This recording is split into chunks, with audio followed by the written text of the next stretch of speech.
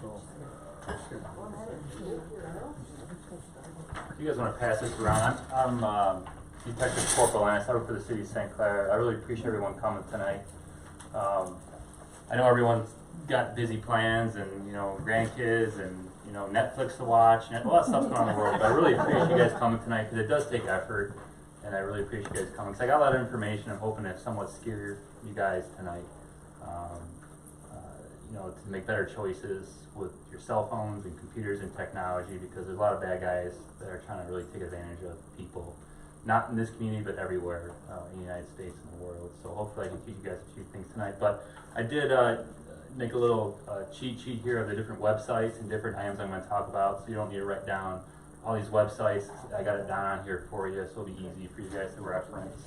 So I'll make that easy for you. So go ahead and pass it around if you don't mind. Alright, like I said, I work for the City of St. Clair Police Department. A little background, I've been there about 14, 15 years now. Great city. And the nice part about St. Clair is we're such a small town. We have the opportunity to be kind of like our own detectives in the city, because every officer has to kind of investigate all their own crimes. So when you're hired in our city, you know, you're everything from beginning to end. Whereas other bigger cities, you know, you have detectives and evidence techs and different juvenile officers. Our city, you're doing everything. So it's kind of nice to work in our city. You get a kind of well-rounded career on how to do everything. So tonight I'm going to kind of teach you some things that I've learned, and a lot of stuff I'm going to teach you. I didn't go to training for it all. This is just me showing up to work every day, seeing what people are telling me and showing me their problems. So all this stuff is very simple stuff that you're going to see is going to happen to you if it already hasn't happened to you. This won't take any specialized training. You just got to look for the red flags. I'm going to show you what to look for, and hopefully you can share that information with friends and family, and obviously apply it to your own personal life. So, all right, this is kind of a, you know, like a disclaimer. Like I said, I'm not an expert. I'm not here to give you advice, to tell you what to do. I'm not a financial person, so I'm just going to share my experiences with you. And I always like this picture right here because this is what my wife sees when I talk to her about this stuff. My wife's big into social media, and I'm very anti-social media because I feel that a lot of these companies exploit younger people and exploit us for all of our information. So I always tell my wife to do these certain things, and she kind of looks at me like I don't know what I'm talking about. But and then there's also this guy right here. So I mean, most people in this room probably think like the Marysville, St. Clair, Marine City is kind of like this lifestyle, right? We don't lock our doors, we don't lock our cars. Why would we want to do that? I haven't locked my door in 50 years. And usually I'm like, well, that's why I'm at your house now, because you don't lock your door in 50 years. Because you finally got hit. It took 50 years, but you got hit. So, you know, unfortunately, we're in a day of this is no longer, we can leave your doors unlocked. You can't do simple passwords. You can't do certain things anymore, because if you give criminals an opportunity, they're going to seize it. And they might not tell you tomorrow, but they will one day. You give criminals opportunity, they're going to take advantage of it. And, you know, with this training, I'm going to teach you tonight is be your own detective. I'm going to give you the tools tonight to see these red flags. You know, you can call me and ask me for my help, but you're going to see things tonight that you might have not seen before. But what I want you to do is look at these different clues I'm going to show you and see if you can make these connections to why, you know, this doesn't make sense. Why is this bank calling me? Why is this person calling me? Just make these small connections. Be your own detective. Look into it. And you'll kind of see these different clues, because a lot of these victims, I'm not going to make fun of at all. I don't make fun of my victims for obvious reasons. They come to me with their problems. But I do want to share their story. And I will never give anyone's name or their address or where they live or tell, well, why did they do that? Because you're going to sit here tonight thinking like, I would never do that. I would never. None of my victims ever said, yeah, that could have happened to me. Yeah, I knew that was coming. Most people say, I never thought it could happen to me, right? Most people are going to say it. No one says, yeah, it was going to happen to me. I knew it. You know, no one says that. Everyone thinks that they're smarter than the next person. So showing you tonight, it's easily to just being manipulated by these bad guys. So we're going to go over a few of these different scams tonight, and there's so many of them, but these are obviously just a few here. But the main one is kind of are called phishing attacks. And phishing, spelled different, but kind of like fishing in a river, right? So what do we do when we go fishing? We cast out our worm, and we see what happens, right? We see what we get back. Same thing bad guys do. They send out, you know, a blast to phone numbers, to emails, and they see what they get back. they have one person respond back to 1,000 people, that's one person that can try to take advantage of. That might be gullible enough to give them their information. So just like phishing, these bad guys send out information and see what comes back. So a lot of people use a website called LinkedIn to advance their own career. They put all their information on their personal career to try to advance themselves. Well, like I said before, I don't trust social media at all. I think they exploit you, they take advantage of you, and this is one of the situations right here. So everyone goes to LinkedIn, they put what they do in their career, how great they are, their resume, all these wonderful things. Well, the thing that happened in June 2021 is someone hacked LinkedIn. And guess what they got from LinkedIn? They got names, phone numbers, addresses, email addresses, their social media accounts, their username, password. So anything that you put in LinkedIn that you think is secure, bad guys have it now. So they have everything about you. And you think, okay, well, what are bad guys going to do with that information? Well, here's an example right here. So this is, another kind of disclaimer here is like, I've been to a lot of police training, and there's nothing that insults me more when I go to a police training with just words on a screen.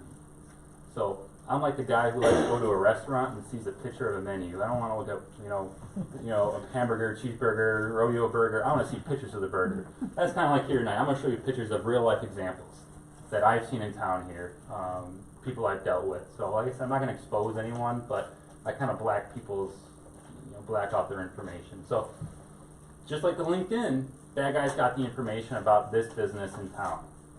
So this top email screenshot right here, the email was from the owner to the employee. And this was an employee who deals with financial transfers. So owner says, we're up here with one, can you let me know if you're available, to proceed for a wire transfer? And the email, the employee says, absolutely, anytime. This is her job. This is how they operate their business. The third email says, I need you to process a wire transfer for $13,000 to this place. And then email you when it's proceed, when it happens. So, the good employee who does these things says, yeah, no problem, made the wire transfer. Employee sees the boss later that day and said, hey, I made that transfer. And he's like, what are you talking about? And he's like, I didn't tell you to do anything. And she's like, what? So they call me. They realize they've been scammed. So one of the big things about emails is the email header. And if anyone knows what that is, that's the top portion of the email that's typically hidden. So if you have a Gmail account, sometimes they hide that header. But if you look in the header of the email, it says that it was from this person emailed. This was just a random email. But the employee thought that email was from the boss. She didn't look in the header of the email. So if she would have saw that header of that email, who it was from, she would notice instantly, this isn't my boss, this is a scam. But she doesn't, because she's busy, she's running a business, financials of a business. She doesn't have time to do all this stuff. This isn't what they've ever done before. So when I got to the place, I said, well, let's look at the email header. And bam, it was right there.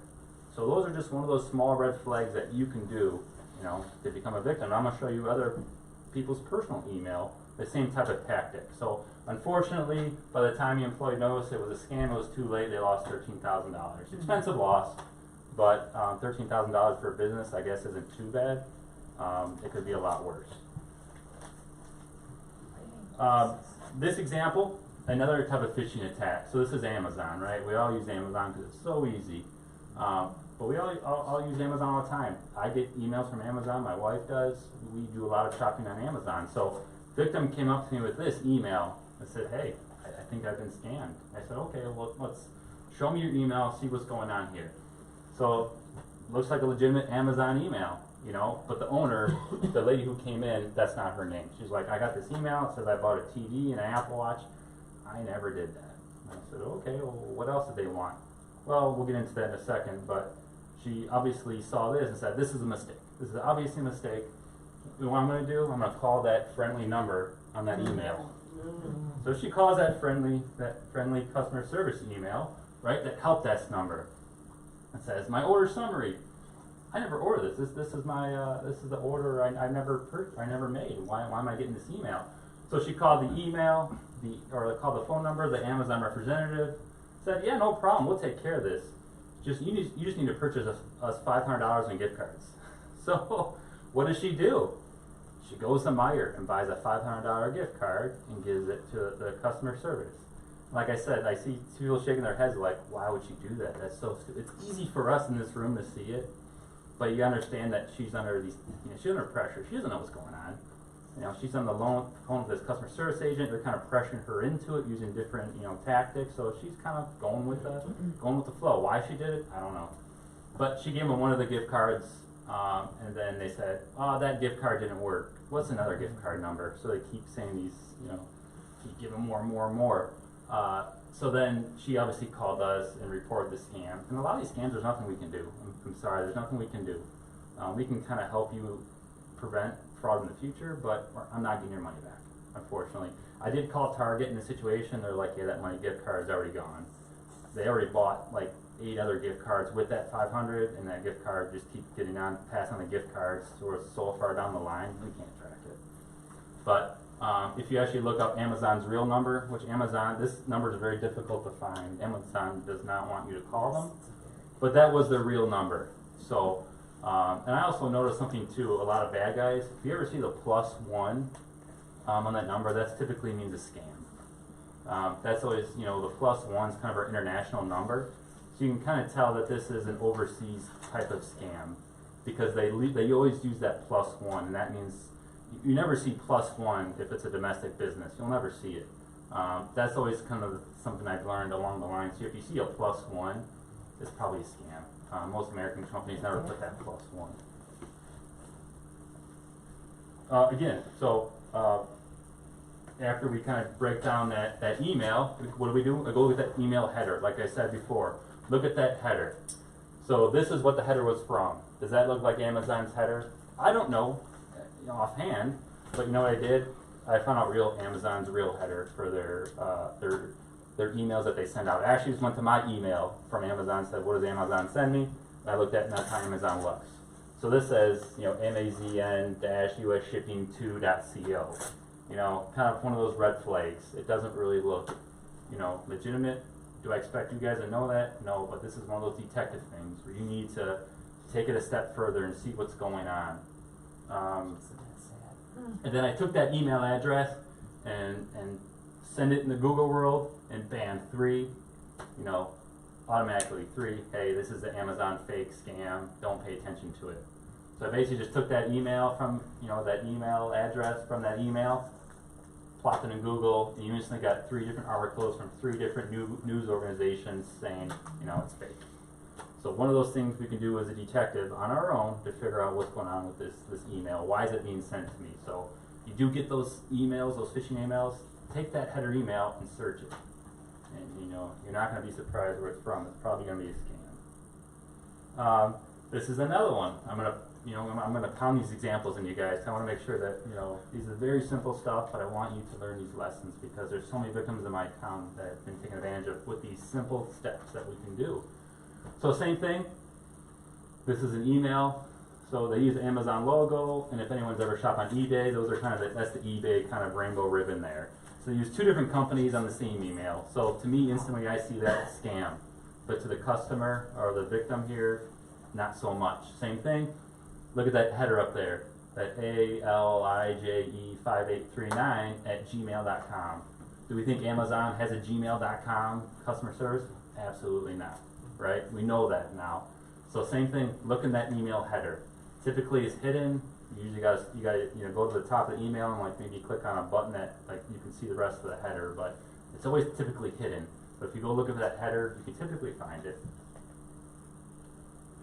Another type of phishing scam that we've seen too. So this one is just for Apple.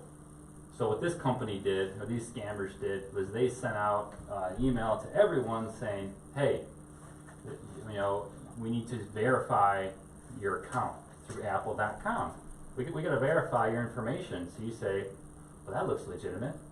It doesn't have my name, but it says just Dear Apple Customer. So I'm going to believe them, right? And then what I'm going to do, I'm going to click on that link right there and verify it. Because I want to make sure Apple has my correct information because I got this email from, I think, Apple. So you click on the link, right? And this actually looked like the Apple website at the time. This was, quite a while ago, but this looked like the actual sign-in website.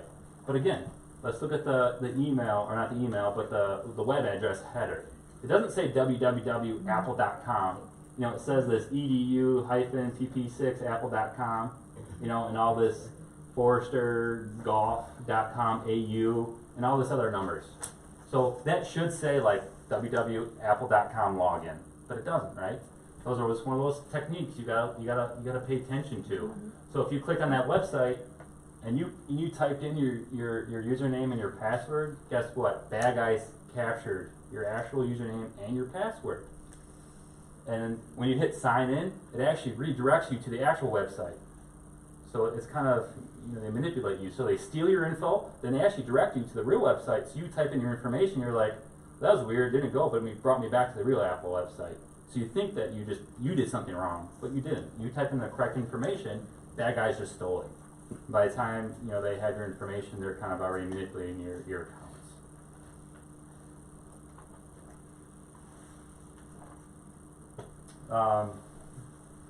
We're getting a lot of these text message scams now, and this is just one a gentleman got in town here. So he got this text message for a car wrap, which I've never heard of before, but basically it's an advertisement for your car. You're willing to have your car wrapped and being paid money for it. Doesn't make any sense, but if you're willing to have your personal car wrapped, go for it.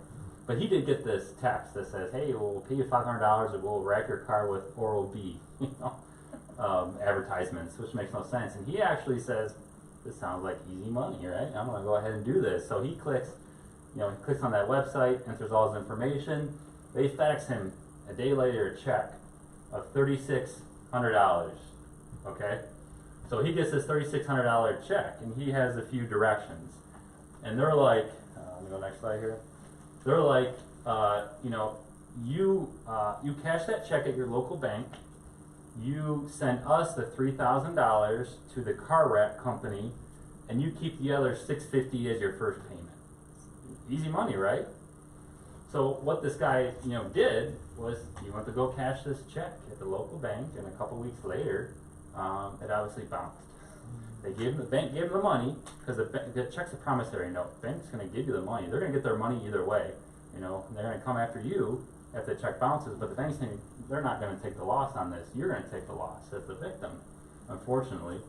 So the victim cashes this check. A few weeks later, he sends the money off, and nothing. Obviously, it's a big scam. Check bounces, and it went nowhere. But then again, let's put our detective hats on. So we get this check in the mail. So I do some research. This Norsec, on the top left-hand corner, Norsec, email Norsec and Son out of New York. So I simply do a Google search of that, and that comes back to a sanitation company that does porta-johns. Why is a Oral-B advertisement company, you know, have checks from this Norsec sanitation company? You know, red flag right there. And then let's look at this B&B Bank. And you look up the B&B Bank, and it's actually called, you know, Dime Bank now. So another clue right there, that this check may have been real at one point, but bad guys basically just put your name, your address on it, and mail this fake check out. And it looks legitimate, the bank's gonna take it, but if you do your own detective work, you can kind of look at these different types of evidence on this check to say, this doesn't make any sense. But most people see the easy money, and they disregard everything else. Another case here, boyfriend, girlfriend. Boyfriend said he won some money playing some online gambling. So he gives the check to the girlfriend because boyfriend didn't have a bank account because he's a great boyfriend, and gives her because she didn't have a bank account. She didn't have a bank account. What's he gonna put in his bank account? He doesn't have a job. So he doesn't have a job, doesn't have a bank account. He says, hey sweetie, we want some money. Can you cash this $2,800 check at the bank? She says, absolutely. So girlfriend cashes the check, gives him the $2,800. He's never seen again.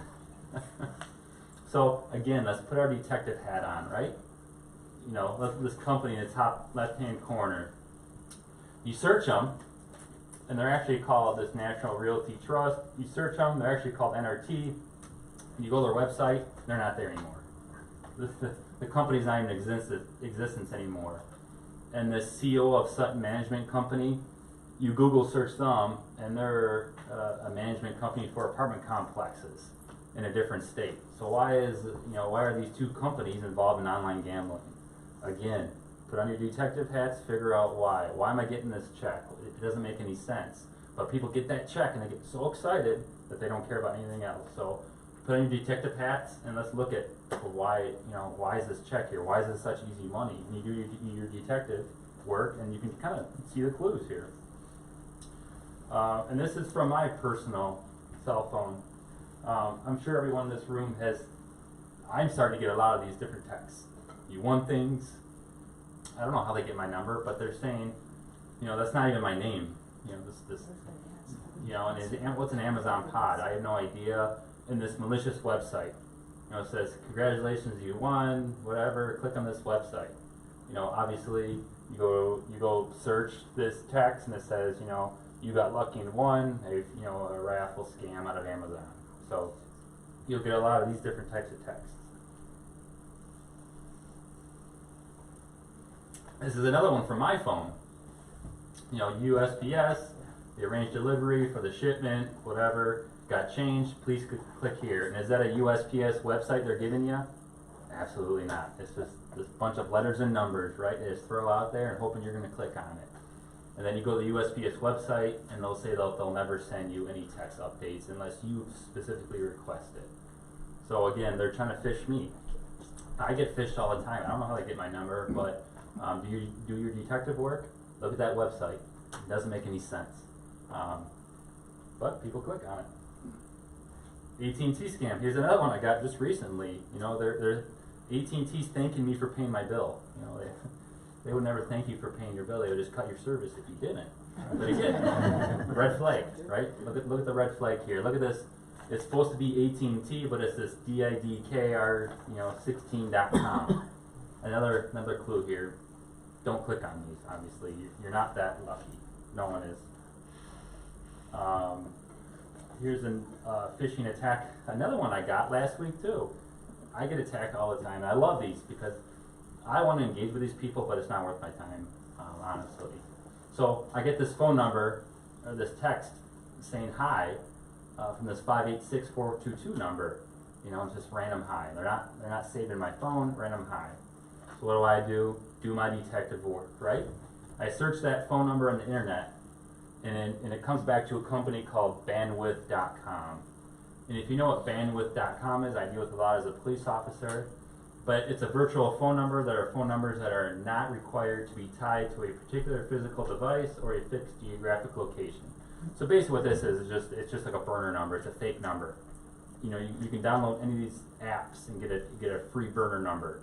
You can pick your zip code. You can pick wherever you want. You can send a text easy, these bad guys. So it doesn't come back to AT&T or Verizon. It's just basically a virtual phone number that someone got off the internet. They knew I live in a 586 area, and they're trying to scam me.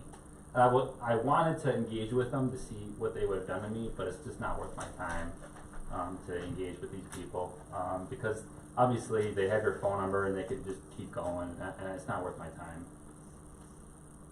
Facebook Marketplace. I'm super against Facebook. I do not like them, but I do like their marketplace because it's easy to get rid of things real quick from local people. But this is a situation where we had a female victim here where she was trying to sell an iPhone on Facebook Marketplace. And she had a buyer. And the buyer was this Michael guy. And he's a police officer, he's a sheriff. This guy he's the real deal, and I think it was from Indiana. Yeah, Indiana. His Facebook, page said he was from Indiana. Everything was Indiana. So she said, well, this is a cop. He's legit. And the guy says, yeah, the lady says, where can I send it? Can you provide a mailing address? And he sends this place in California. So what did she do? She said, absolutely. He's like, okay, well, I'm going to go ahead and pay the money via PayPal. Just check your email and send me the phone. So what does she do? No, actually, in this situation, she didn't actually send the phone.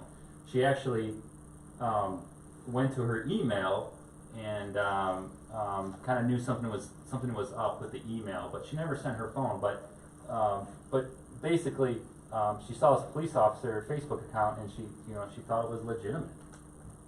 So we went to her email, and again, let's look at this email. It's from PayPal. It says funds were approved, you know, for $750. I think it was where the Michael guy was going to pay her via PayPal, and then once she got the fake email payment, she was supposed to send the phone. But I'm pretty confident she never sent the phone. So again, if we go through this actual email, it's riddled with errors, spelling errors, different type of errors. But to the person who's, you know, not really savvy in this stuff, they say, oh, I got a PayPal email. But again, let's look at the header, right? I keep saying, let's look at the header. The header says shipment, you know, manager department at mail.com. And what do? I take that email address, I plug it into Google, and then scam, scam, scam. Look at those headers of that email. And the actual PayPal email is service@paypal.com. So obviously in this situation, she, I think that we saved her from sending the phone out, but she did call me to try to, you know, help her out with this to make sure it was legitimate. Google Voice scam. We're seeing, these ones are kind of the newer ones we're seeing. And it's tough because as a police officer, we don't get trained for any of this stuff. People in my city are my training because it's constantly learning these new things. Like, it's impossible to do training for this stuff for police officers because it's constantly changing, ever evolving. I have officers I work with that are like, I have no idea what happened here, and I kind of help them out through it because they don't know. They don't see these things every day. We don't get the training because it's constantly changing. It's constantly evolving, these crimes. But we're getting these Google Voice scams quite a bit. And this is kind of a situation where someone's selling something on Facebook Marketplace or Craigslist. So, you know, there's this attractive young female. She's interested in buying your item. So you look at this female, you're like, oh, she looks legit. She must be real. And she says, hey, is this still available? And you know, the victim here says, yeah, it's still available. And the bad guy says, what's your phone number?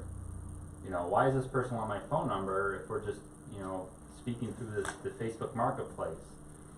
And what they do is, you give them your phone number, and then you instantly get a text from Google.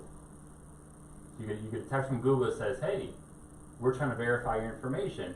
And bad guy says, hey, I need that Google, I need that number. You know, this should be bringing up red flags to everyone in the room right now.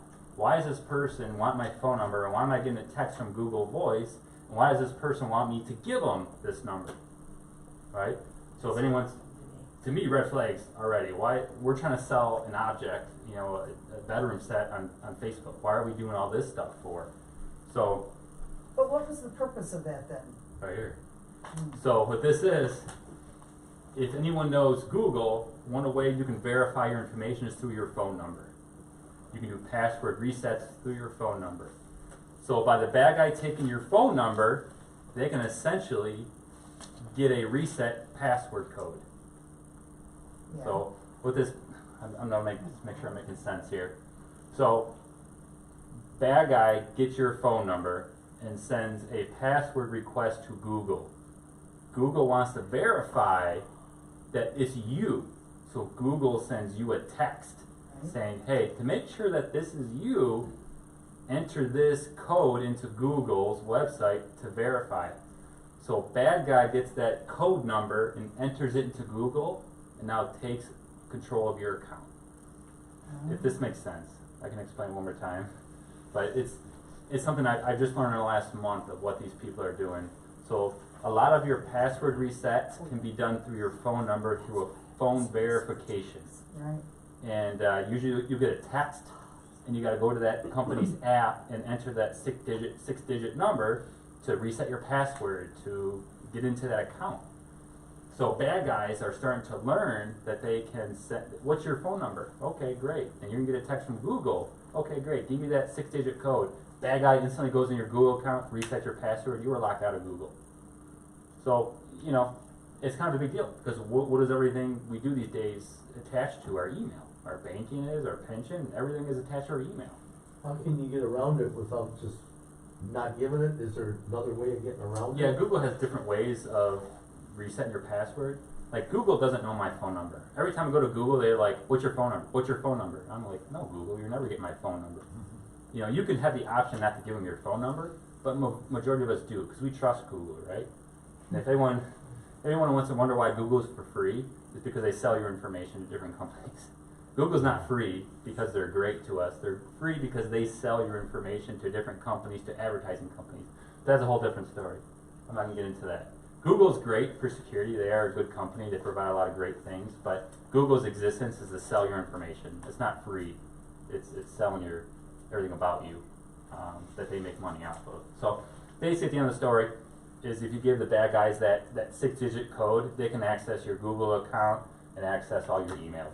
Once they get into your emails, they can see your banking, your pension, your Netflix account, all these different things they can try to tie into and to take advantage of you. Clear as mud, everyone? Yeah. So it's scary stuff.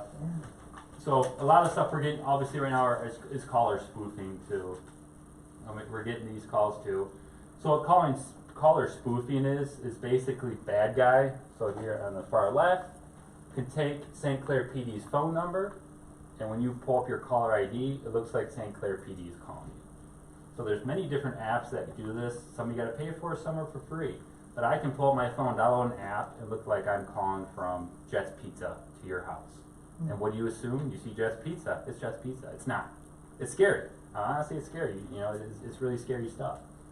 And I'll show you an example here in a second. But a lot of bad guys are using call spoofing. So your caller ID says, no, Jet's Pizza, St. Clair PD, whatever it may be, your bank, Chase Bank, whatever it may be. They're going to show up on your caller ID, and you're going to take that call believing them, obviously, because you've never seen this before. This is crazy, but it's happening.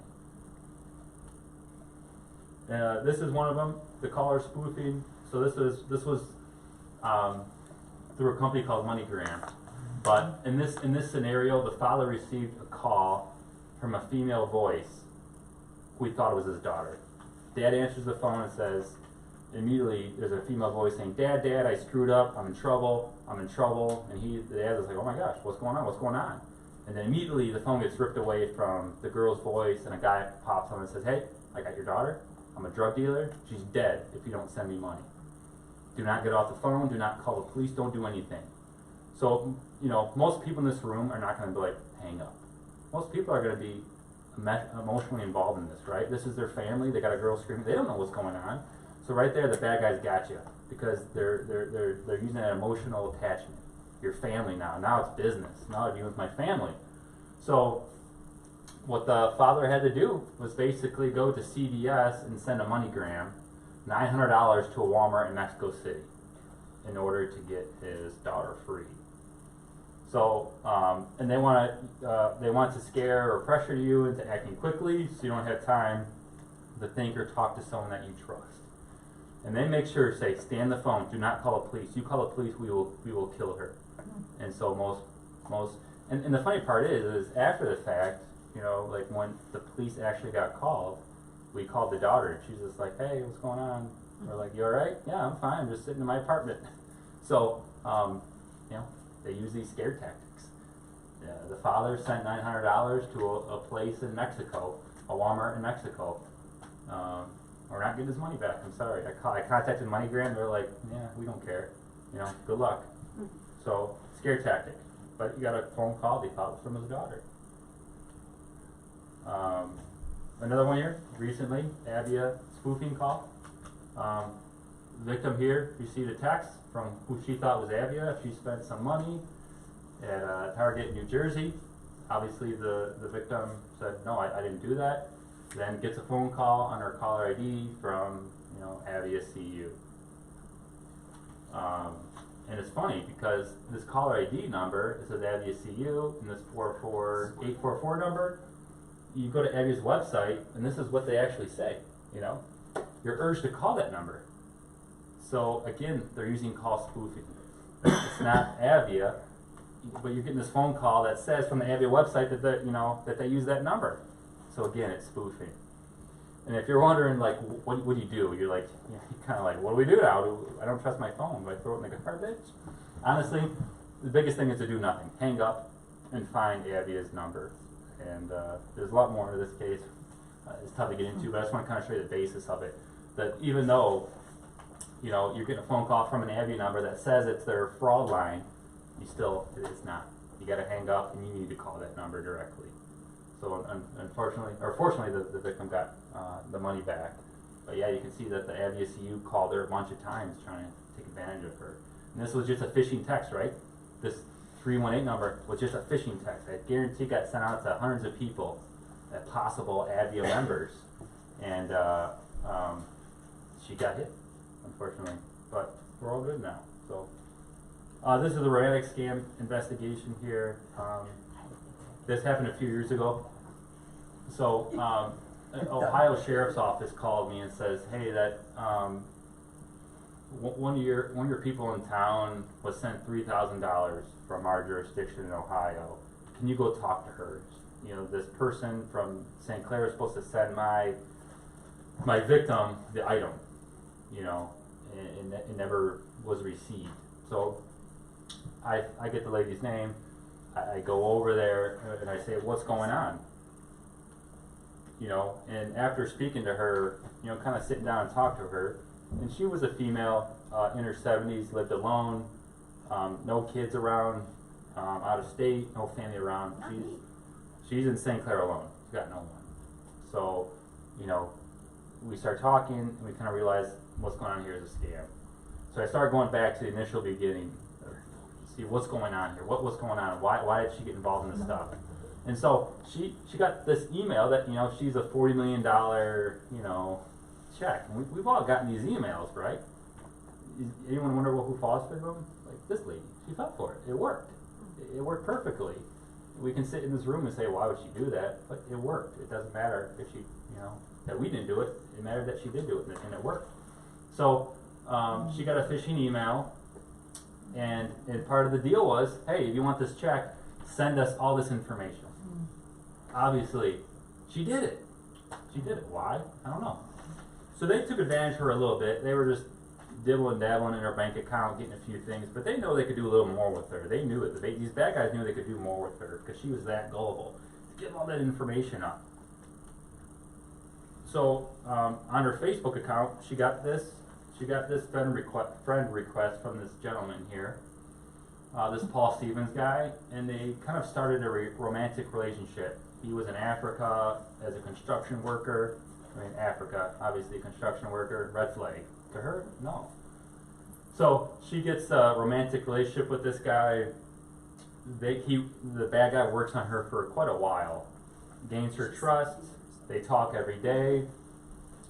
He says, I'm going to come to Michigan, we're going to get married, we're going to fall in love. And every day he would kind of bait her, just a little bit. And she'd be like, well, I don't think you're real. Is this real or fake? And every time he'd sense a little bit of something to wheel her back in. And these are one of them. So this was an email in her Gmail account.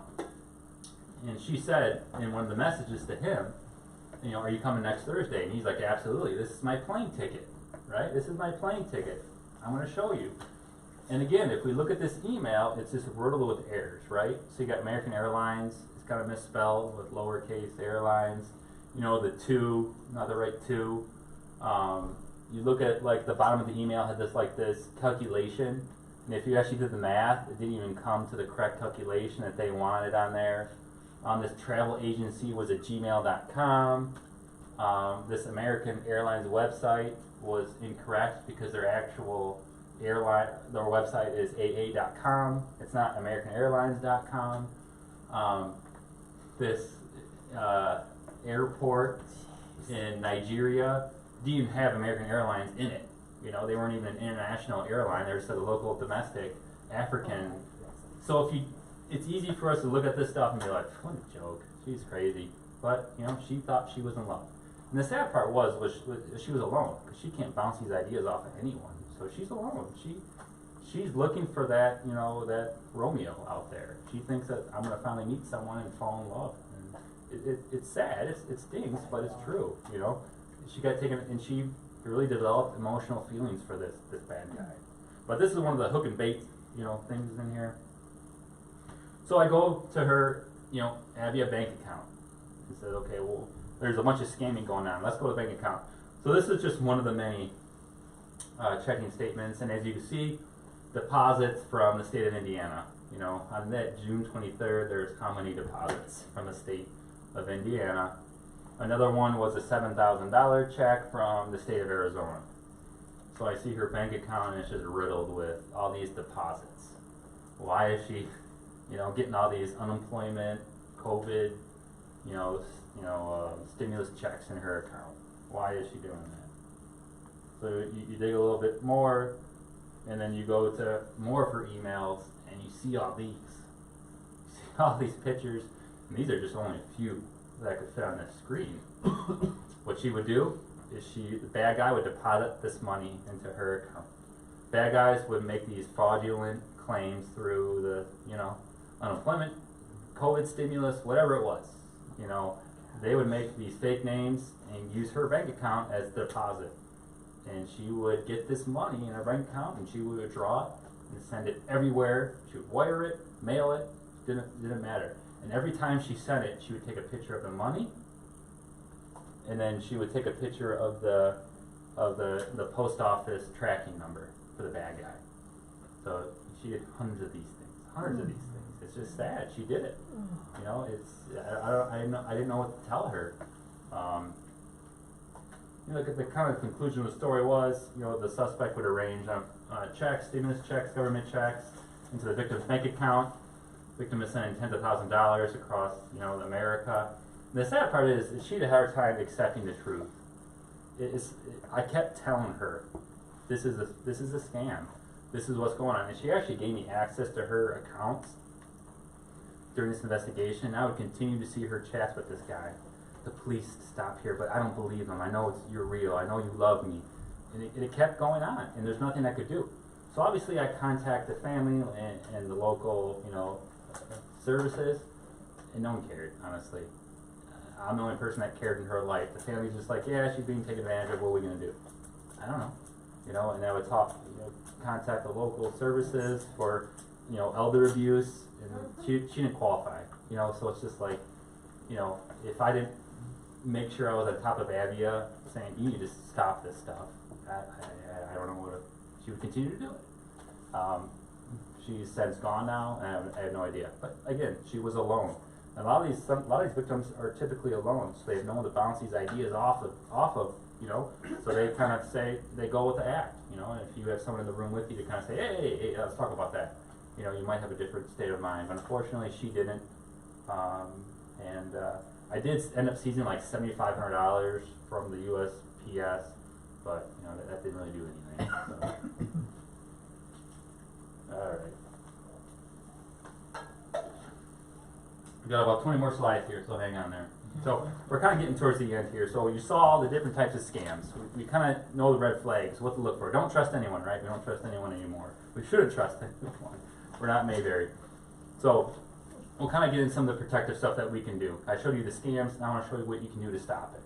So why do we need strong passwords? So I'm sure a lot of people in this room are like, I have 10 different online accounts. I can't remember all my passwords, so I'm just going to use my dog's name and my address, right? That's across all these different websites, because I don't want to remember it. That's too much for me to remember. I don't want to write it down. So I want to make it as simple in my life as possible. Well, that's great, but you're making the bad guys their life easy too. So a lot of people obviously use these simple passwords, and I'm going to show you why we should not use it. So in that piece of paper I gave you, there's a website called haveibeenpawned.com. And you can go to that website, type in your email address, okay? And this this website is going to tell you about all the data breaches. So when you give your information to a website, just understand that stuff's going to be stolen one day.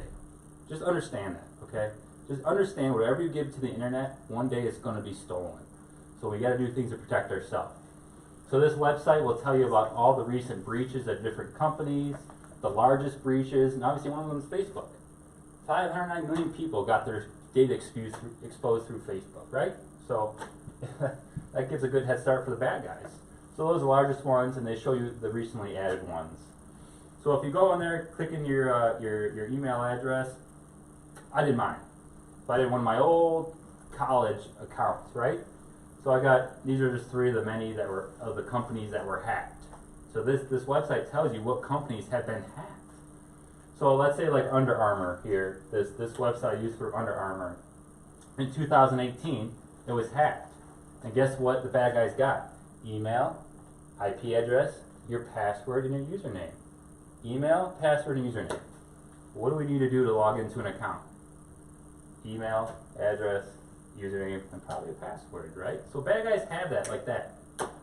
So why is that a bad? Why is it bad that the bad guys?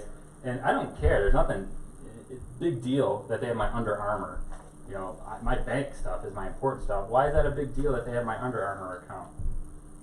So once they get that username, they can go to many different websites like this checkusernames.com, this check user name check, and you can put that your email address in there, and they'll show you what platforms have that email attached to that company.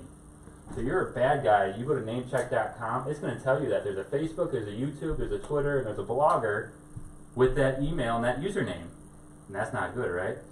Because bad guys already have my username and my password, and now they know these websites already have that username attached to it. So you can guess what the bad guys are going to do with that information. They're going to go right to those websites and access it. And this is kind of one of my favorite diagrams here, because this kind of brings everything kind of whole here. So let's say the bank the bank in the middle there has been hacked, right? They got hacked. So you got your name, you got your username and your password. Well, like we said before, you want to be a simpleton and you don't want to remember passwords. So what do? You share your password and your username across all these different platforms, because we don't want to remember our password. So that bank gets hacked with that username and password. Guess what bad guy can access? Your entire life, in a sense. The bad guys are going to attack your entire life in a sense if you have that same username and password across many different platforms. So why is it good to have strong, unique, different passwords? This should be hopefully a good example why we need strong, unique passwords across different websites. They have one, they're going to have it, and they're going to figure out what websites use that username and password.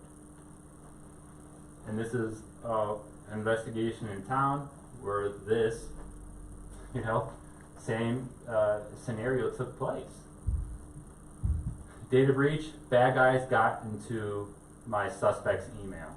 Suspect came in and said, I'm missing $40,000 from Chase Bank. I have no idea where it went. I said, all right, well, bring your computer in here. Let's start figuring it out. So I go to his email. His email's empty. There's nothing in there. But then I go up to his trash bin.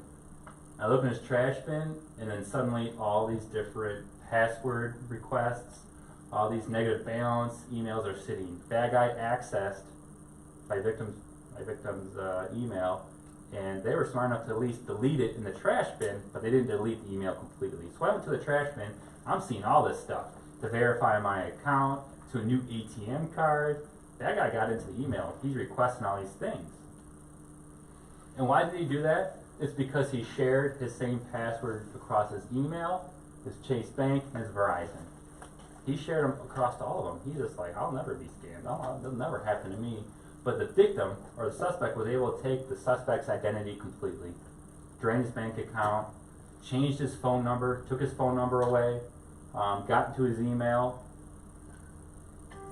And bad guys were ultimately able to create 2 fake Chase checks and make deposits through Chase Bank through their own bad guy account for $29,000 and $19,000 of my victim's money.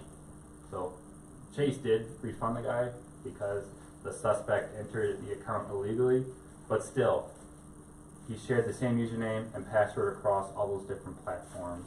And you wake up one morning and you're out $50,000, your heart's going to drop. And you're going to learn, yeah, I should get some strong, unique passwords. This is one from one of my friends. So we all obviously remember American Online, right?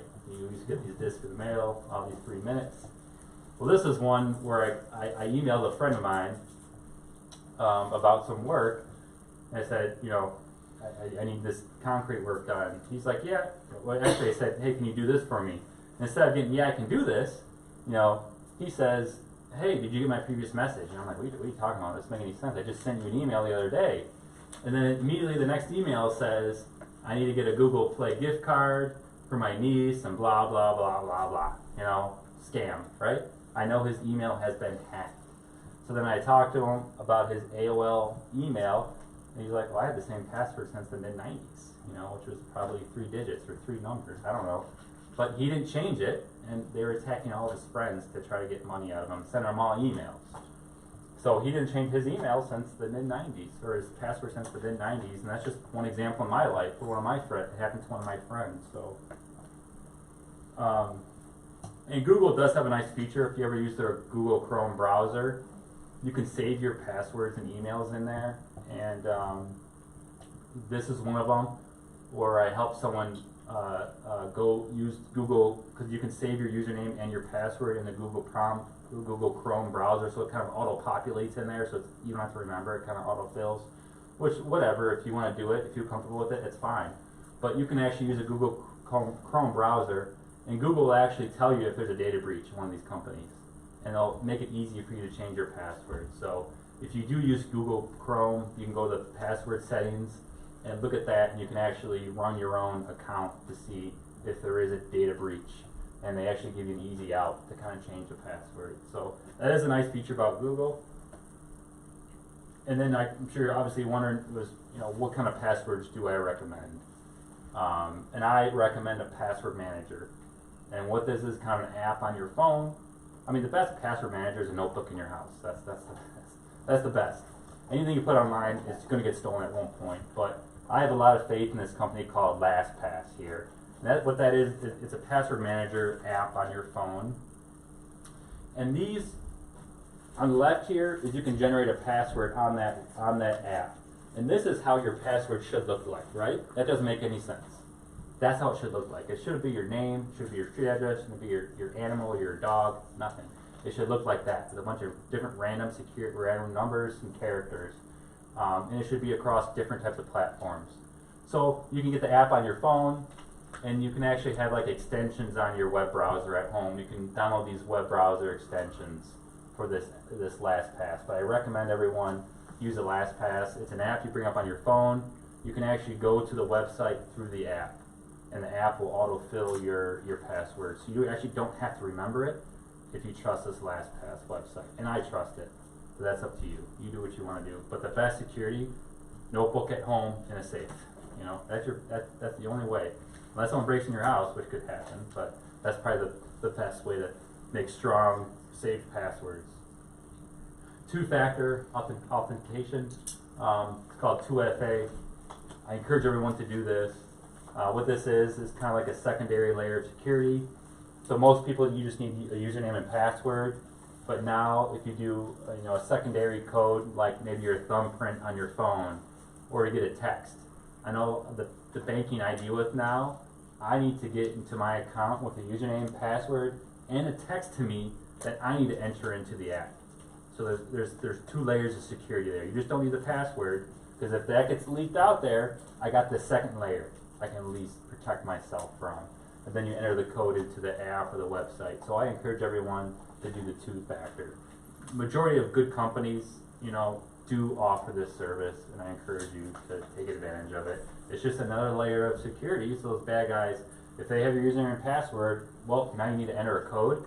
Well, now we got to get their phone number. Now we got to, it's a lot of work for them. So if you give them that second layer, they might stop. This Have I Been Pawned website, like I said before, you can actually enter your email address in this website, and they will email you if there's a future hack with your email name. So, and I've done this, and I've got notifications before. I'll enter my email, then I'll get an email from this haveibeenpawned.com that says, hey, whatever app or website was just recently hacked. And I'm like, great, thank you. You gotta understand, a lot of these companies won't tell you about the hack. They won't tell you because they want you to trust them, and now they released all your information, so they don't want you to, know that they've been hacked. They kind of have to now by federal law, but they can delay it. By the time the bad guys have your information, they could have already, taken advantage of you. These companies do not want you to know that they've been hacked because they don't want you to lose confidence and trust in them. But if they're a good company, they'll tell you right away so you can address the problem. But a lot of companies won't let you know. So this is a good service because at least you can be notified if the company doesn't notify you already. I encourage everyone in this room to do a credit freeze. A credit freeze is free. It's kind of annoying to do, not annoying, I'm not gonna say annoying to do, but it's hard for me to tell people to do it. And what happens when you freeze your credit, no one can access your credit if you do a credit freeze. When you do a freeze,